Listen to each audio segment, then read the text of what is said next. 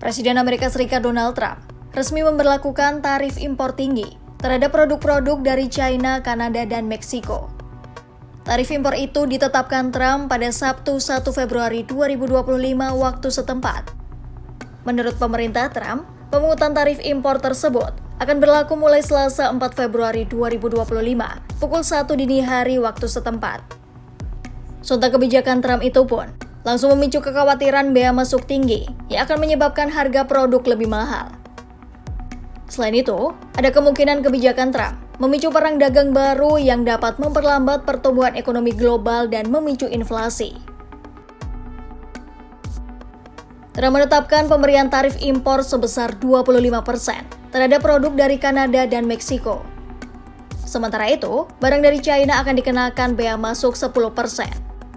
Data Biro Sensus AS menunjukkan, impor minyak mentah menyumbang sekitar 1/4 dari seluruh impor AS dari Kanada, dengan jumlah hampir 100 miliar dolar AS pada 2023.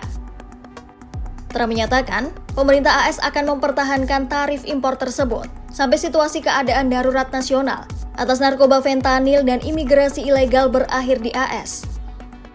Menurut Trump, tarif itu akan menghentikan aliran fentanyl opiat dan bahan kimia prekursor dari China ke AS melalui Meksiko dan Kanada.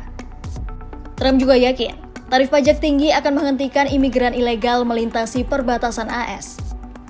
Pejabat Gedung Putih mengatakan, tidak akan ada pengecualian dari pengenaan tarif impor terbaru AS.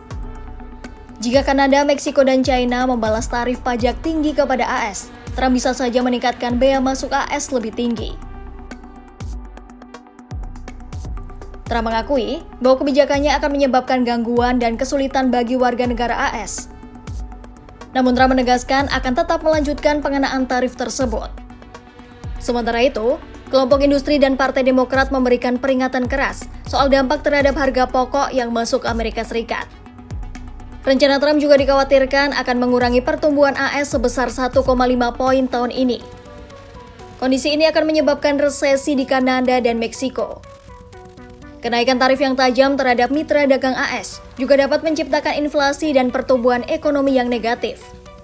Selain itu, nilai tukar peso Meksiko dan dolar Kanada akan menurun setelah Trump memberlakukan tarif impor.